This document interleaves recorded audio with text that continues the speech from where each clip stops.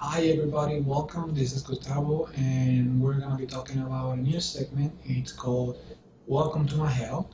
It's all about the country I'm living in, and it's Thursday, July 7th. So welcome.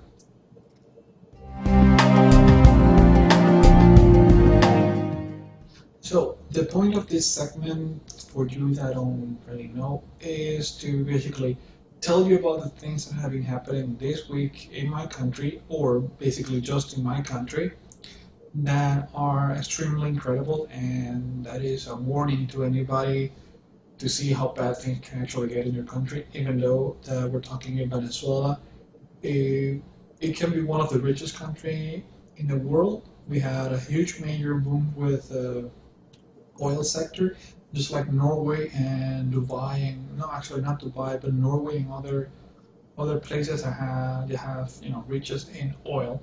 We have already a huge industry section for that.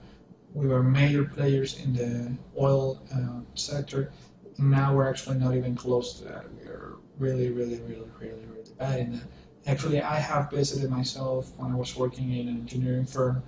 A few of the places that either transport oil, extract it, or move it, or store it in one way or another, and the conditions are just horrible. I actually got sick in one of them due to the different gases that are being in the atmosphere, because the safety measures are just poor, like really, really poor.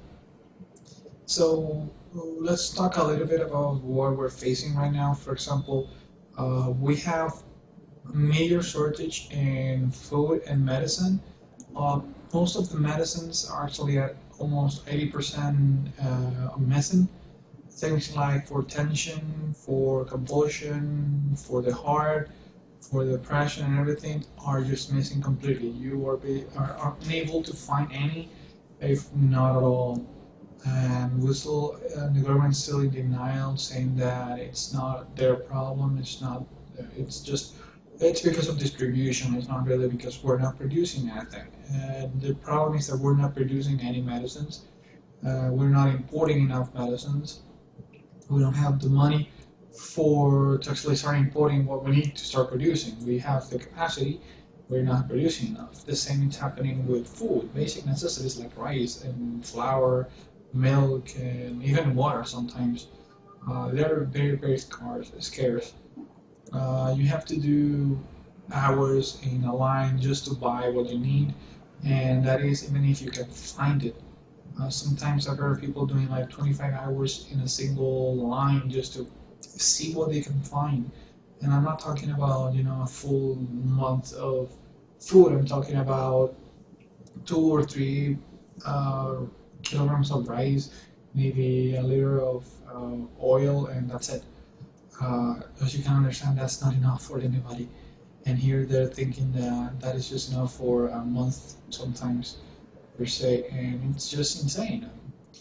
It's a really big problem that we're facing, and I just want to know that people are here are basically are in a battle constantly with other people or with the government or with themselves to see how they can actually survive. We have a regular a minimum wage for the month of about $14.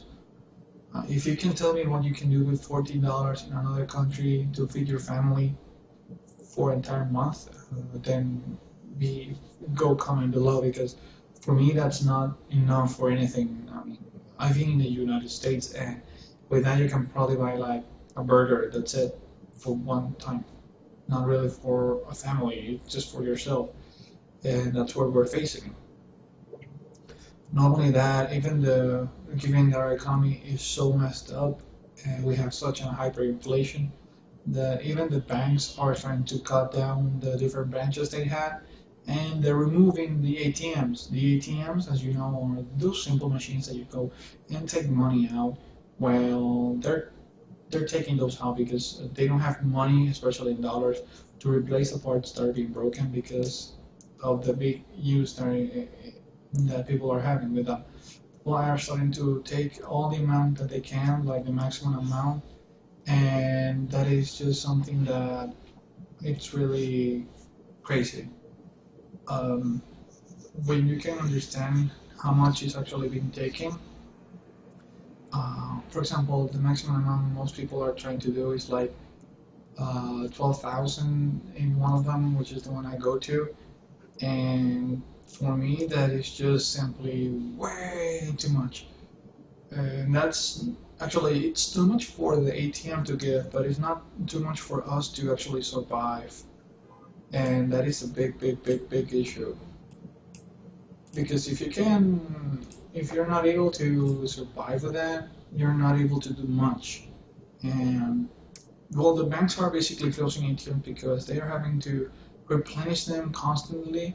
They need to have people going there in armored cars to actually do that because the crime here is just going through the roof, and we have no way of getting out of this at the moment.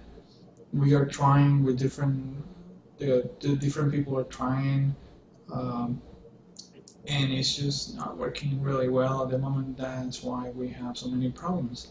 Even the same government is battling the Congress, which is currently in opposition for them. Well, they're going against them as far as they can.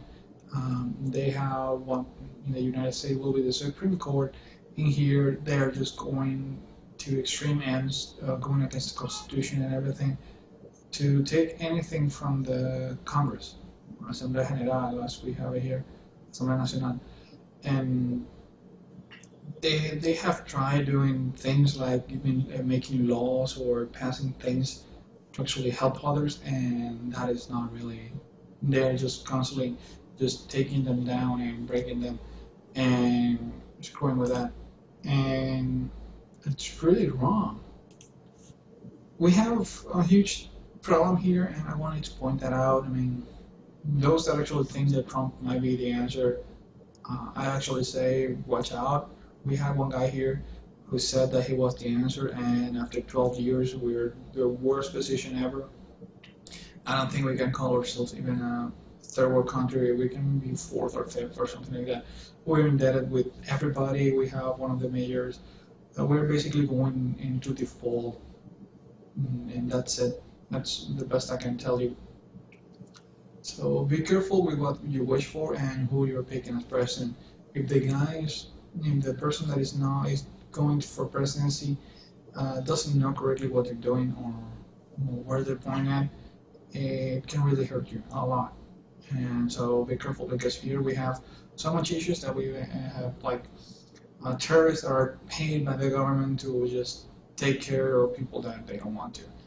And that's things that you saw with Hussein and Saddam and everything over there, and you think that that thing won't happen again. Well, it's happening right here, and it's one of the messed up things. Well, guys, thank you for watching. I know it was a big rant, but I hope to have more information next time. It's just a bit of a first time entering this, so yeah. Thank you for watching, and subscribe if you liked it. Hit the like if you think this was nice. Hit dislike if you didn't like what I said. Don't forget to leave your comment down below with what you think it will be the best for you to talk about. If you think you have something to say, if you have anything to add, just go ahead and drop it down below into the comments. And I'll see you next week, same time, and good luck.